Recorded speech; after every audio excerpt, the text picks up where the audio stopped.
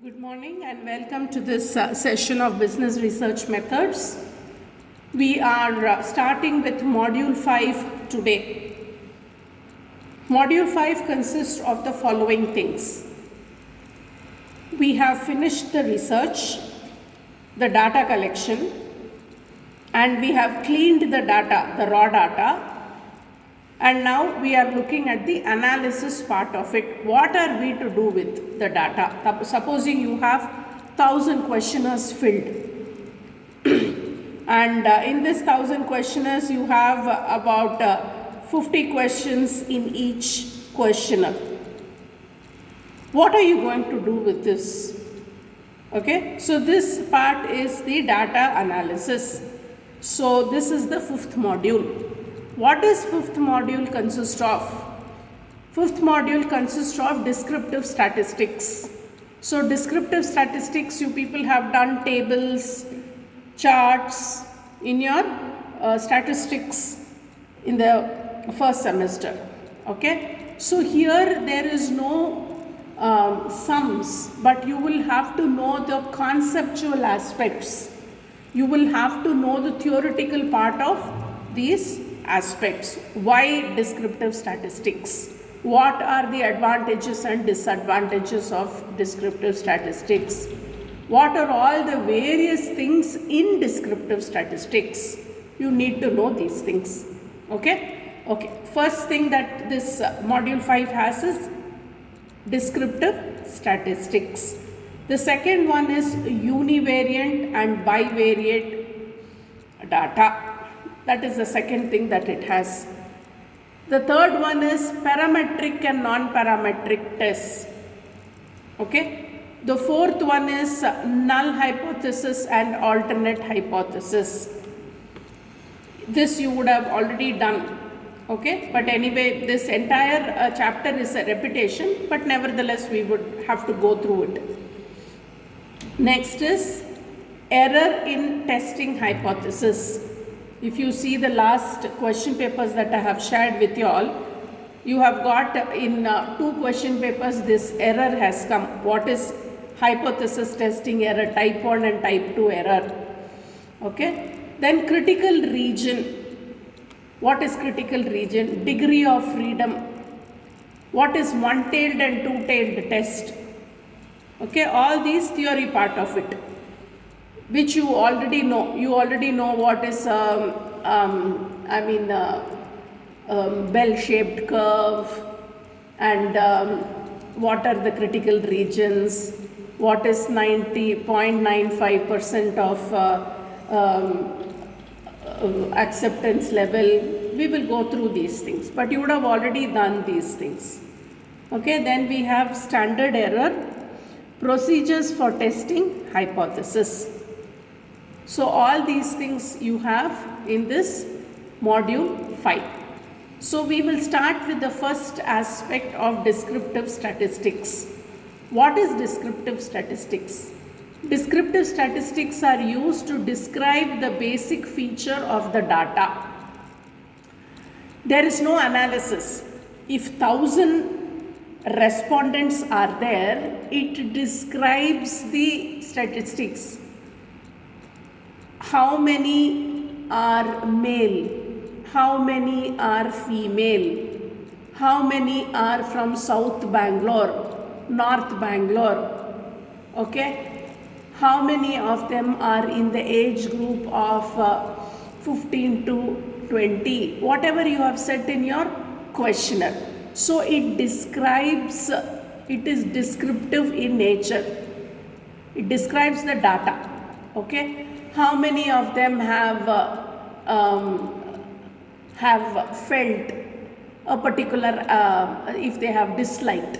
So you will say 30 people have disliked. Like that, it just describes the entire 1,000 data. They provide simple summaries about the sample and the measures. Okay.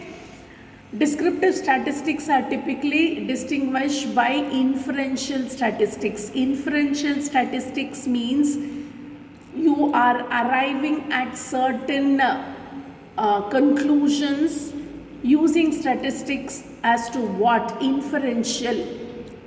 Description is not inferential. Descriptive is just describing the data. It is telling how much is what, how much is where. Okay?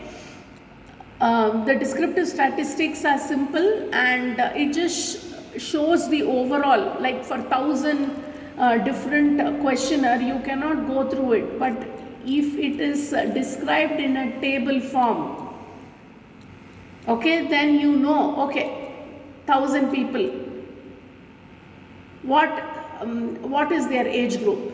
So you will be able to easily say 200 are in this age group. So it describes. Then you say of the 1,000, how many of them don't like it? Immediately you say, yeah, about 80% of them have said that they don't like it. So it just describes the data. It gives a bird's eye view. Instead of going through every data sheet, you put it in a graph or you put it in a pie chart. You know very clearly from a bird's eye view. Very quickly you can find out. Okay? With inferential statistics, you are trying to reach conclusions. Whereas with descriptive statistics, you are just trying to see what is happening with this data. Okay? Right. So the next point is again, statistics is concerned with describing, interpretation and analysis of data. It is therefore the essential element to improve. Statistics always categorizes descriptive and inferential. Inferential is different from descriptive. It uses analytical method, okay, like tables, graphs, okay. So this is your descriptive statistics. It uses tables, graphs to explain describe the data which is in hand. The next aspect is descriptive statistics. So if you look at descriptive statistics, you have what is descriptive statistics? You have frequency distribution, central tendency and dispersion of variation. Okay, so descriptive statistics consist of these three things. Frequency table, you all have done table, univariate table, bivariate table, yes. Range, from 15 to 20 years, what have the people told? So various kinds of tables you all have done. So that is frequency distribution table. Why do you do that table? Because every time you can't keep going back to those 1,000 raw data. So you put it up in table. Okay. Then descriptive statistics also has the second component, which is slightly more advanced than just the table: mean, median and mode. What is the central tendency? Okay. And then it also has dispersion. What is dispersion? What is the dispersion or what is the spread from the central tendency? From the mean, what is the dispersion? What is the set of how the data is being spread around the central tendency? So that is range, standard deviation and variance. All these things together consist of your descriptive statistics. Next you have what are the tables? Okay. So tables are you have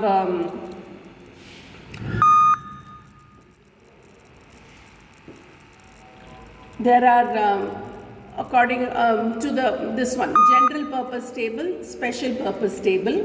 Then you have according to originality, origin of the table, delivered table. According to construct, simple one-way table, simple, so double-way table, okay. Then a main fold table. So these there is no need to draw tables or anything. It is just a thing to say how tables are classified. This you would have already done. One-way table, complex tables, okay, cross tables, all these things. So these are tabulations. So graphs again. So what is this graph called? This is a pie diagram. Then this is a pie chart. This is bar diagram. In bar diagram there are so many different variations. Percentile bar and so many other variations are there. This is an organizational chart, a pictogram, okay, a line graph, a flow chart. Why all these things are there? These are all descriptive. If they ask what is descriptive data, you can say tables. These are the varieties of table, which is a descriptive statistics. Graphs, these are the various types of graphs. This is descriptive statistics. They won't ask you all to draw graphs. Okay, so why do you have frequency distribution? It is a way of summarizing the numerical data. It condenses the raw data to a useful quick form. If you have 1,000 different data, see how nicely it is told in just one diagram. Okay, so that is the beauty of descriptive statistics. So, what is a frequency distribution? A frequency distribution is a list of tables. Okay, they are grouped together. There is a corresponding frequency. 15 to 20 age group, 30 people like it, like that. So it is easy for you to compile the data. So what is the use? It condenses the data. It is a very quick reference. In visually you can interpret it without going through the entire raw data. So that is the advantages. With the grouped frequency distribution, we can take large data sets and make them much more manageable and easier to understand.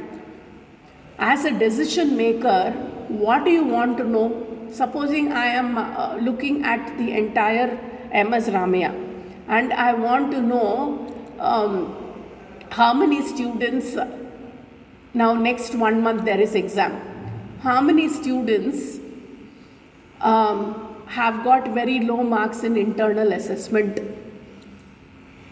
Okay, so this data I want. So from each department, 18 departments are there. From 18 departments, if they give one entire,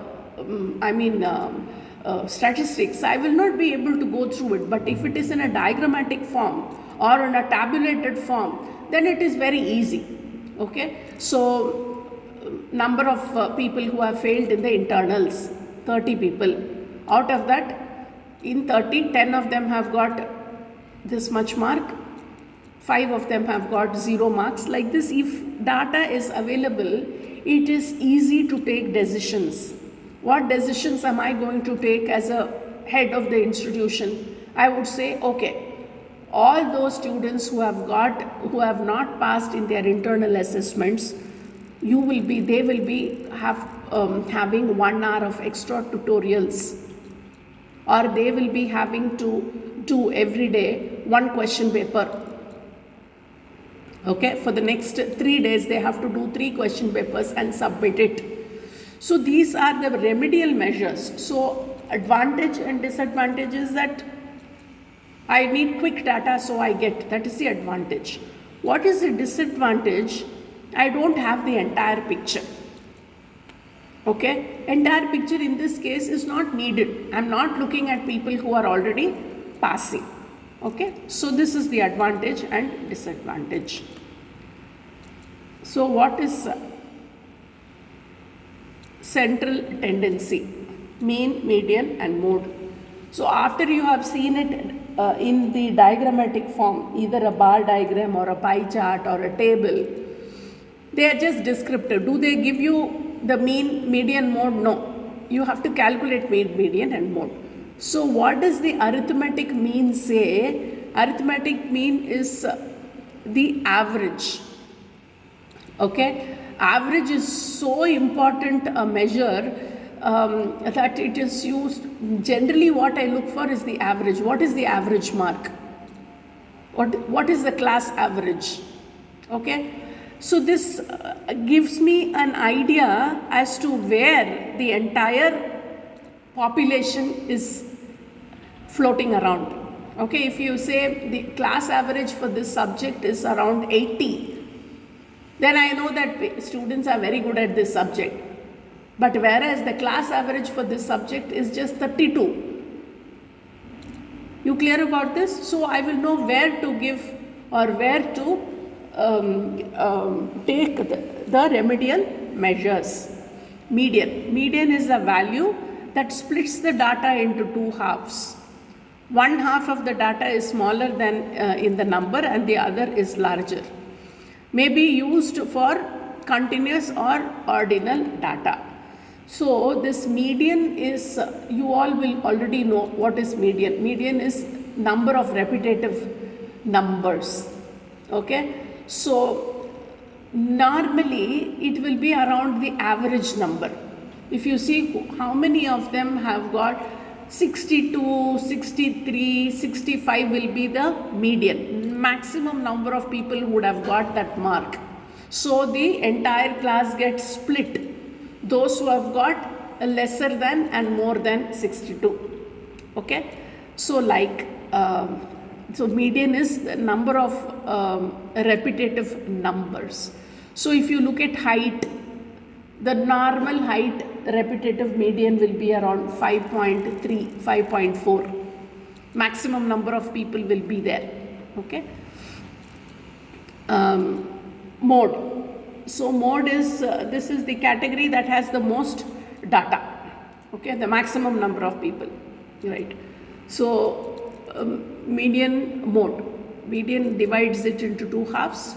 Mode categorizes into the maximum number of thing. It gives you the mode gives you the repetitive numbers, which are the most in height, as I told you, 5.3, 5.4 will be the mode. In marks, generally 62, 63 will be the mode. Okay, like that, the most, the category that has the most data, okay, is mode. Median, it divides it into two, right? So this is your normal distribution, okay, where both sides are symmetric. If you draw a median, both sides are symmetric. This is a positive skew. This side is a positive skew. This side is a negative skew. So if you take theory subjects, all the marks will be positive skew. If you take subjects like quantitative subjects, it will be negative skew. If you see the stock exchange before Diwali, it will be positive skew. If you see stock exchange post-COVID, it will be negative skew. Okay? So this is a distribution. How your general data, how many stocks. Seeing this, you will know, okay, which are all the stocks falling positive, which are all the stocks falling negative. A bird's eye view you will know from this distribution. So what is the advantage of mean? All the data are used in the calculation, okay, and you will also know in mean, the disadvantage in mean is if there is 5 people, one person has got 100 marks, the other 3 has got 40 marks, that 100 marks will pull. That is the disadvantage of mean. Very large or very small number anomalies means difference from the mean. There are 5 people, okay, 3 of them have got 30s, 1 has got 40s, 1 person has got 100. So this 100 is an anomaly. It will distort the answer. That is a disadvantage. What is the advantage?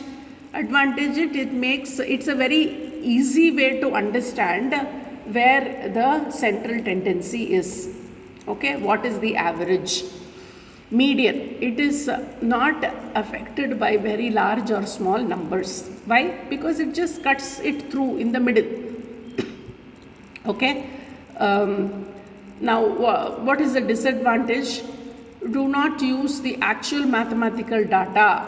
Only the position of the numbers in the series is important. Okay, so they don't do any calculation like this. What is the sum of?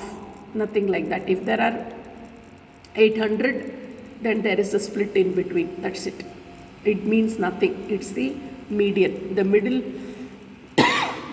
it doesn't get affected by very large numbers or very small numbers. Whether it is 2 or 800, median is the middle thing. That is the advantage and the disadvantage. Mode, it must be the number that appears the maximum number of time. What is the disadvantage? The disadvantage is sometimes you can say, oh, okay, fine, 5.3 is the height that is that is the height of students, repetitive. So there are more people with 5.3 height. Okay. This is, you can kind of have this. So it must be a number that appears in the data set. Maybe more than the value or less, it depends. Sometimes even here, a person with 7 feet of height can distort the data. Okay.